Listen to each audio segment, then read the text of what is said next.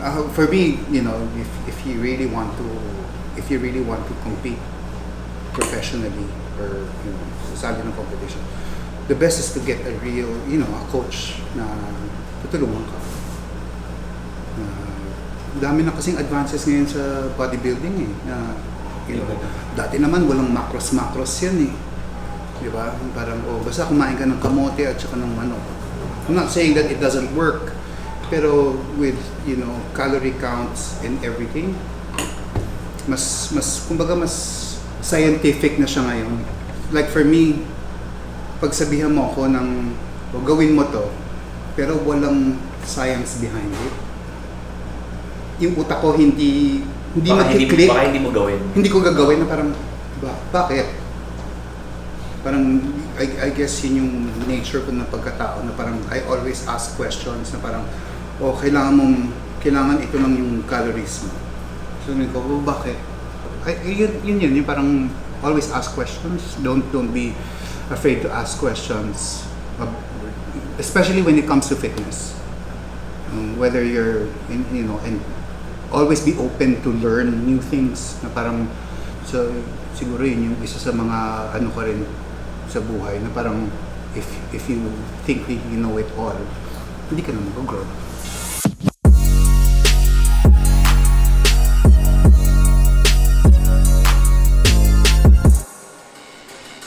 Going into a competition, I'm not wishing bad on anyone. I hope you play your cards right. I hope you are in the best shape of your life. I want a good race. So weighing, isa to sa mga very first home gym na nakita namin sa condo. Check nyo lang yung mga paintings ni Sir Kerwin. Yan, ganda. Ganda lang yung style. Parang museum/gym. What that means is that if she wins this event, she wins the games. Fasted cardio, tapos breakfast. After 2 hours, kain na ulit. Usually, mga anong oras ang breakfast nyo? Pagkatapos ito, straight after nito. When you do cardio like this, in 30 minutes in the morning, mag-strength ka ba sa evening? Minsan, depende naman kasi yung schedule. Since mas flexible yung schedule ko ngayon compared to before. So, kung hindi busy sa work, normally, alis ako ng work mga 3-4, uwi, kain, buhat. So, kamusta ang training mo ngayon? Is it mostly bodybuilding, CrossFit, or mixed? Mix. At least, minimum 4 times a week. Since hindi naman ako nag-prep for a competition. Hindi kagaya last year na talagang everyday. Walang rest day. Physique yun, no? Ano ma-advise mo sa aming mga nagda-diet na chicken breast ba? I think kasi lalo na chicken breast, walang fat eh. Just make sure to not overcook your chicken. I think yun yung nakikita ko mali ng lahat ng tao. Is that they overcook it. Hot pan all the time. Put the chicken breast, don't move it. Create that color, medyo nagba-brown. Flick it over another 2 minutes. That's it. Take it off the pan. Yung heat kasi, residual heat ng manok, will cook it through. May nagawa akong isa kasi, I just cooked it in tomato sauce. I think for a whole kilo of chicken, it was a tablespoon of oil. Salt, pepper, and then you put on all your herbs, which is basically spices and herbs. Tastes like, parang yung shredded chicken sa mga burrito. Pwede din available sa Waking, Flavor Gods.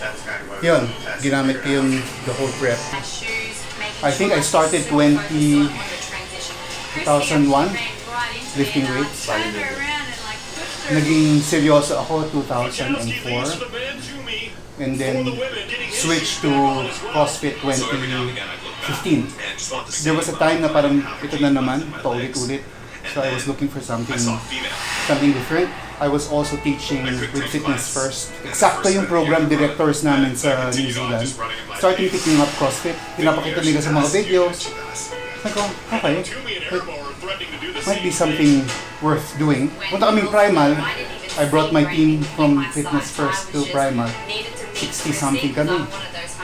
Ayun na, team workout kami. After nun, bumalik ako 4 days bodybuilding until nagpalit. Nawala na yung bodybuilding, puro CrossFit na lang. 2018, yun yung nag-mix ako ulit ng talagang 2 days bodybuilding, 4 days CrossFit. That was my fittest. We got to the end and I was like, where That, is the finish in, line? I swear it's getting further. kahit na yung 2019, nag-compete ako ng bodybuilding. Yeah, we seen the finish And line. talagang Like, barag-barag just ako. bring it. Hold on to her heels. I'd still pick All of 2018. a sudden, like I passed and she passed and I 2018, we formed the team. So parang sabi ko, parang ang hirap naman mag-lead ng team na hindi ko pa pinagdaanan kung ano yung pinagdaanan ng mga athletes. I see. So, kaya talagang nag-push ka. Parang sabi ko, subukan ko kaya. Mas, kunyari, papasok ako 3-4 hours a day. Kasi sobrang time-consuming talaga pag magpe-prep ka for a competition. Kasi talagang, parang iisipin mo, may mga times na parang, bakit ko ba ginagawa to? Kasi paulit-ulit lang eh. Highly repetitive ang bodybuilding, di ba? Pati yung diet, highly repetitive. Manok na naman, kailangan talaga yung dedication.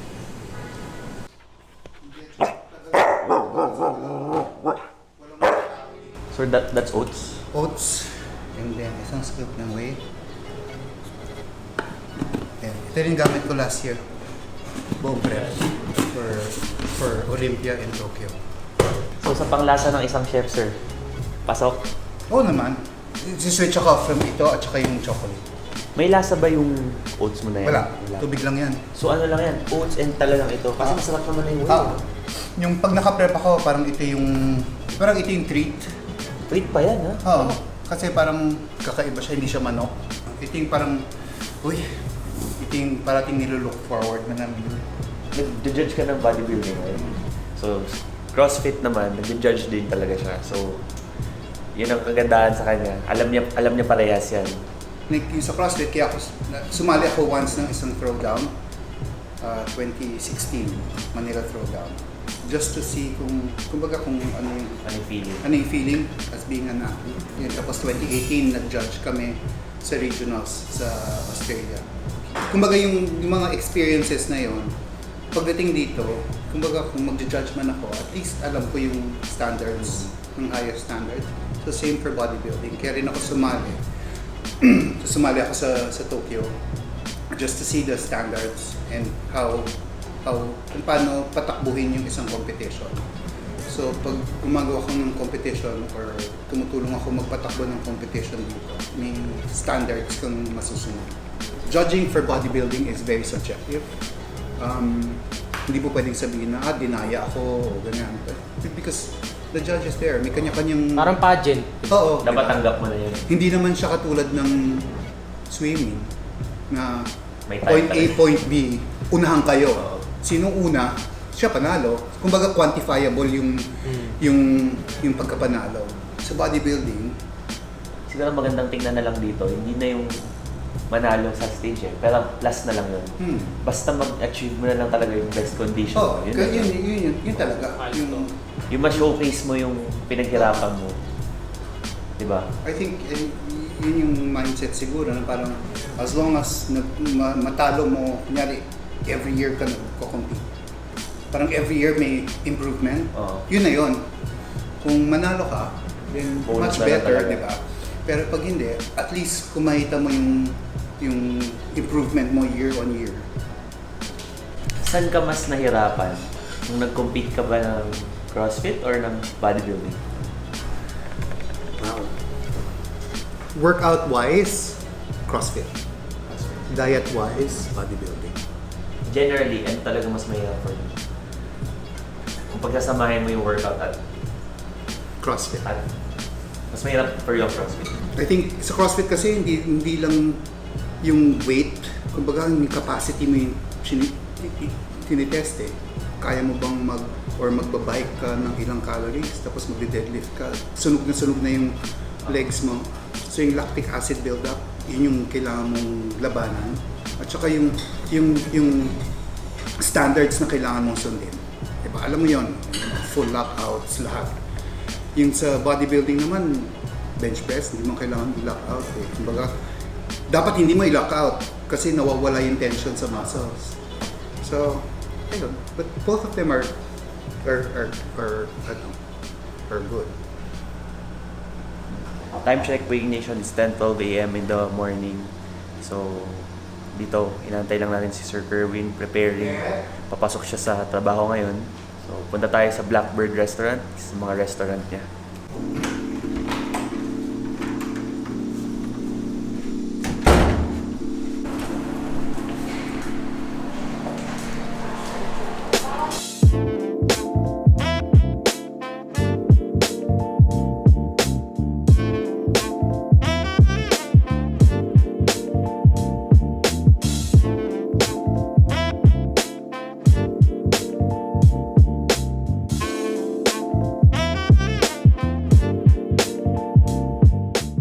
Anyway, we're here at work.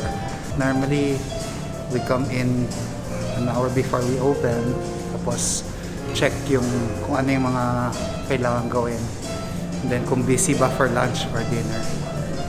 Ayun, have to go into the kitchen and see. Right now, it's 10:35. So, we have 25 minutes before we open. This is where I spend most of the time if I'm here at work. So yun, waiting na lang kami until we get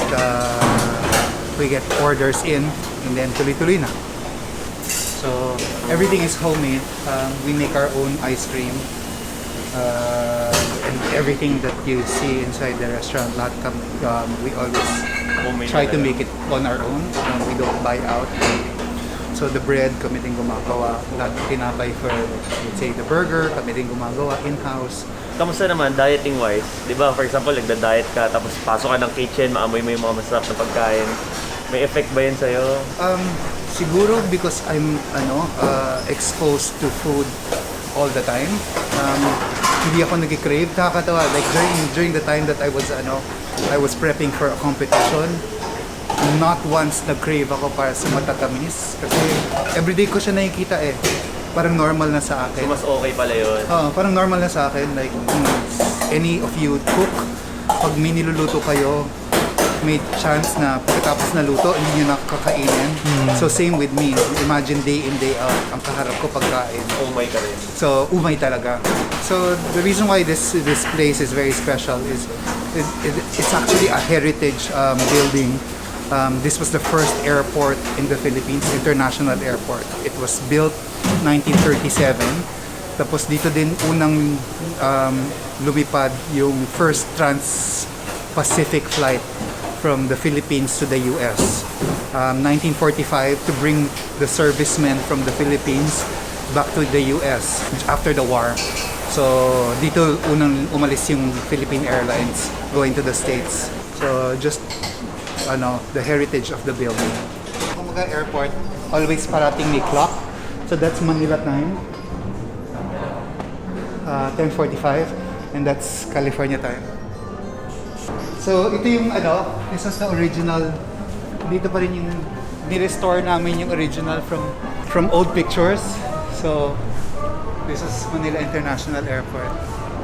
And the reason why we called it Blackbird is because yun yung fastest plane in history. I see. The Blackbird, SR-71. So, since this was the airport, kumbaga dito yung nakaupo lahat ng tao before, and those doors, lalabas sila to ride the planes. Diyan nakapark yung mga planes dati. Ito talaga yung same terminal. It's the same. This is never, kumbaga, we just restored the ceiling, but everything you see is original. Yung runway was Makati Avenue and Paseo de Rojas. Yun yung runway ng So, dati wala pa yung mga buildings. From this vantage point, may kita mo yung runway. Nagulat ako ngayon ko lang nalaman. Akala ko basta restaurant lang ito. If ever you visit this place, so hindi lang yung food ang ma-experience nyo. Ma-experience nyo din yung history. Yan. So thank you very much to Sir Kerwin for sharing with us. So Waking Nation, hindi lang tayo fitness dito, historical na rin.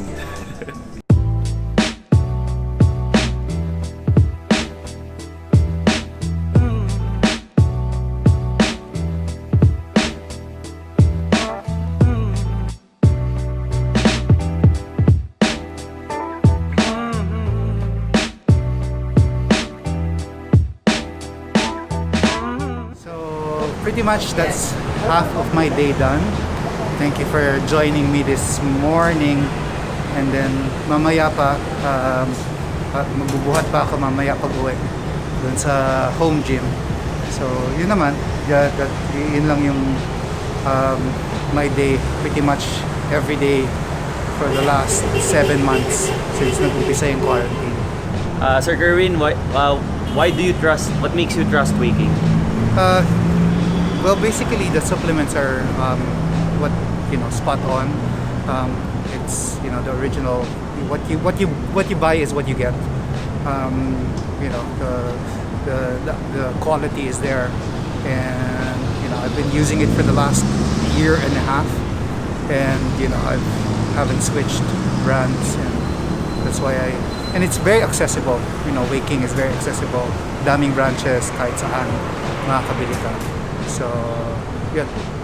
So that's it, Waking Nation. I hope na gustuhan nyo yung episode natin ngayon. Na-feature nga natin si Chef Kerwin.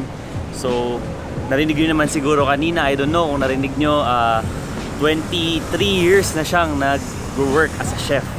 So, siguro ma-apply natin yun sa lahat. Sabi nga niya sa atin, very important ang consistency. No matter what we do, kailangan natin maging consistent. Na-share namin sa inyo kung what it takes despite his busy schedule. Very busy siya sa restaurants niya. Still, na-maintain pa rin niya yung healthy lifestyle. So, hopefully may natutunan kayo. If you have comments or suggestions na gusto niyo makita next time, let us know in the comment section down below. Feedbacks, we would love to hear your feedbacks, Waking Nation. Don't forget to hit that like, share, subscribe, and that notification bell button. Peace out.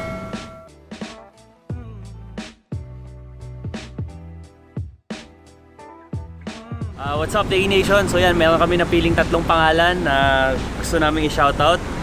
Si Sir Carl de la Cruz, shoutout to you, sir. So maraming salamat sa iyong pagsuporta at pag-subscribe sa amin. Sir Benny Gonzalez, shoutout again, sir, sa'yo. So sana tuloy-tuloy lang kayo. Please support niyo yung mga video ni Waking. Malaking tulong kayo sa amin. And yun nga, if you have comments and suggestions, we would love to hear them. And then si Sir Justin Joseph Torres. So magkapangalan pa tayo, sir. Salamat sa iyong pag-comment sa aming video, sa inyong pag-like, sa pag-subscribe. So sana magtuloy-tuloy lang, sir, ma'am. Waking Nation, thank you very much.